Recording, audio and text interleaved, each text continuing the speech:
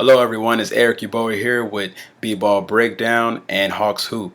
It's my first vlog here. Been pretty excited. Been wanting to do it for quite some time, so I'm happy that at least it starts this week.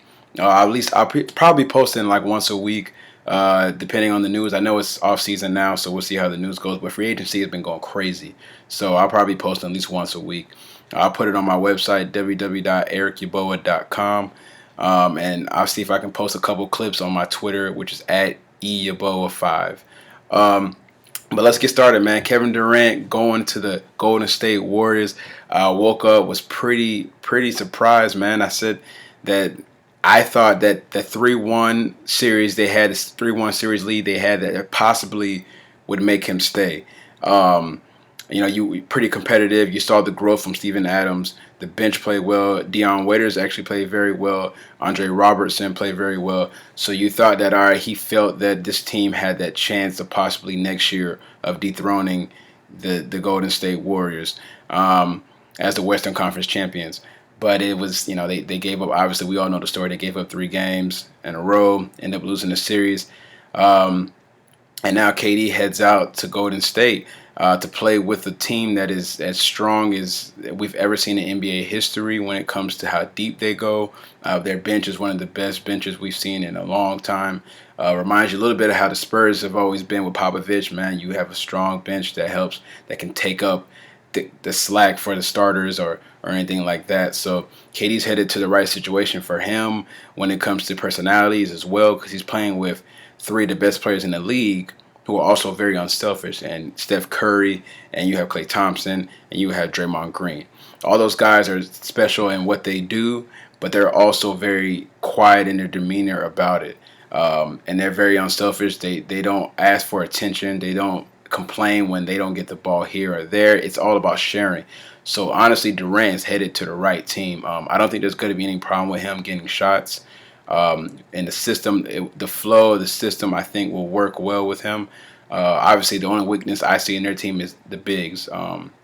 They signed David West, and they signed Zaza Pachulia, which are serviceable big men, but nevertheless, I think they don't have enough size in the paint, which they'll have to address that. But I think KD's headed to the right team when it comes to ball movement and the pressure on the court. For him to produce at such a high level, it would be, that responsibility will be lessened a little bit to a degree. Not in the public eye, because obviously they're gonna, if they don't win, it's gonna be all hell break loose. So the pressure on the court, I mean, you're playing with the best shooting backcourt of all time. So the spacing on the court would be just perfect for him to be able to operate. I see no problems there. And defensively, obviously KD will have to, he will have to contribute in that aspect.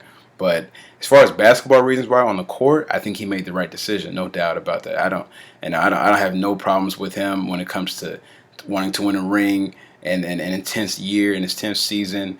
This is the pressure, man. I mean, we saw LeBron had to make that same decision. At some point, you can only do so much for the team that drafted you. And at this point, KD felt that he's done all he could in Oklahoma City.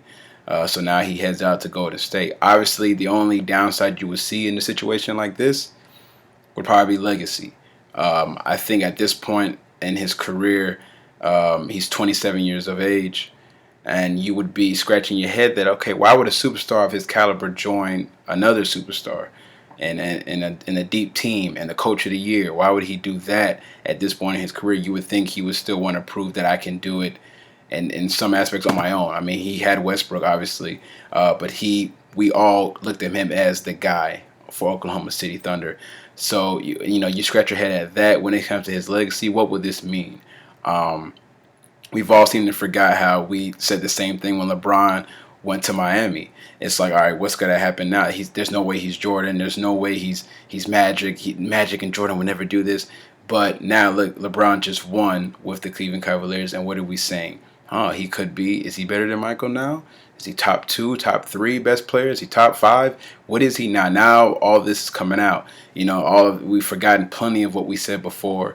The greats have all given their kudos to LeBron James because what he's done is spectacular. He's pretty much transcended all of all sports really in a lot of aspects. But he's one player that comes to a team, he completely changes the culture of your team. So we've seen what LeBron's done, and we've seen how quickly people have forgotten what they said about him, 4 years ago or so. Um, so now with KD, what would we say a couple years from now? It all depends on what he does on the court. So we gotta have to sit and watch and see how he performs. Business wise, I can understand where he's coming from with this decision here, because you have a small market in Oklahoma City compared to Golden State, where there's plenty of opportunities there. Their best player there, Steph Curry, is on I think it's either $12 million or $14 million he's making per year. A small contract. Obviously, he'll be due up in a year or two for a big contract.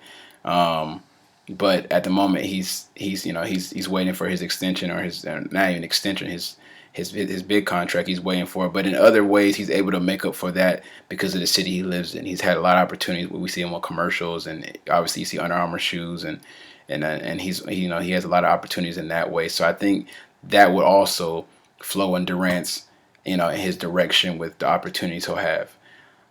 So that situation there, I'm not too mad at Durant about this. I do feel like, in some regard, I can see why people make the argument that it's a little bit non-competitive. It looks like you're running away a little bit from the competition. It looks like you don't want to face it head on, that you rather just join them and not have to deal with that. But in a lot of ways, it makes the story better when you do defeat the big bad wolf. You know what I mean? Like, that's what they've been. That's what Golden State has been. So if Durant would have took them out this year by going to the championship, even if he would have lost in the finals, but he would have beat Golden State, I think he would have stayed, no doubt. But for him, he might have felt like he did all he could there. He's got a lot of, he's got fed up there with all the they've changed a lot of the rosters there over the years. They tweaked it. They've added good pieces, and they still couldn't get over the mountain. So I think that's why he felt like, all right, I've done all I could. It's time for me to move on. So that's how I feel about the Durant situation. Another signing that occurred over the weekend was Dwight Howard coming to Atlanta. I'll tell you this, Atlanta fans, from what I read and just talking with some buddies, it wasn't a lot of excitement when it comes to Dwight, only because there was years ago we felt Dwight would finally actually want to be an Atlanta Hawk.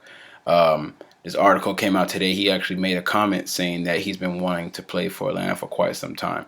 So that's kind of surprising when he admitted that.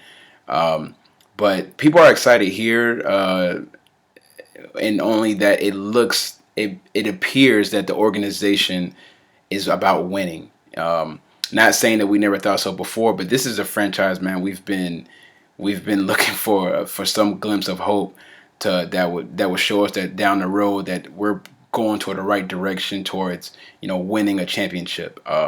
And this at least proves that. It doesn't mean that we're going to win it next year. It doesn't mean we're going to be title contenders automatically. It doesn't mean any of that.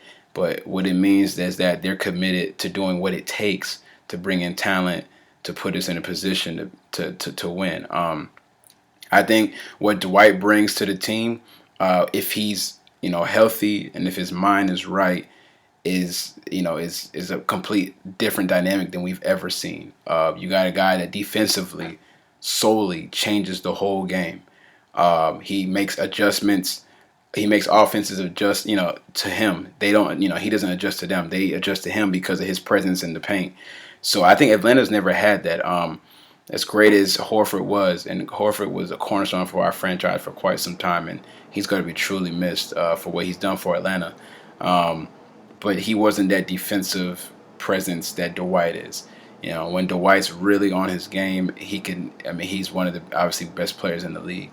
So Dwight coming here, I think a lot of people are, like I said before, they're excited about what it means to the organization, not necessarily what it means for, championships. He'll be playing with a Dennis Schroeder, Kent Bazemore, Kyle Korver, Paul Millsap. So he's coming to a team with talent who has experience in the playoffs, who's been together. So I know he'll be having to gel and kind of get in where he can fit in at, because those guys have been together for quite some time. So, but I think the offense that Mike runs here, Mike Budenholzer here, is kind of suitable to Dwight's his attributes, because Dwight in the pick and roll situations, he's one of the best big men at pick and rolls because he has that leaping ability.